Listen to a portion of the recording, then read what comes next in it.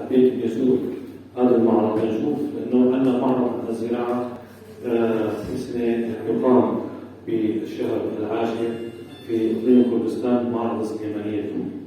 فحبيت ان اكون اشارك معكم هيك نوضح الفكره. حضرتك عراقيا؟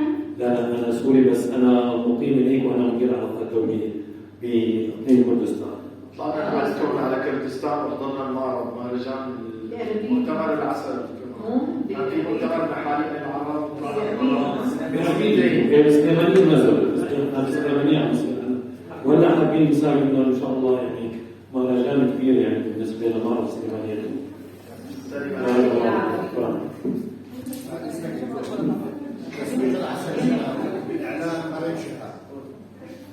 السلام عليكم.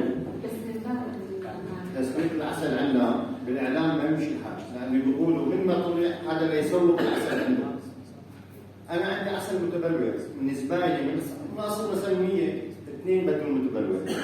حديتهم قلت لهم بالمعرض بدي احطه قدام الوزير قدام الدكتور قدام الكل. قال من هذا قال شو قلت اذا مغشوش انا بدي اصوره قدامكم شوفوا عسل قتل.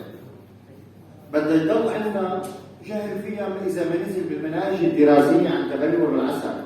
اذا ما نزل في الاعلام كلياتكم ما حدا بيتابع صار فيسبوك ليك صحيح لا ما صحيح بس ينزل بالمقررات والمناهج الدراسيه ساعتها يقتنعوا العالم لانه طالع مع فكره انه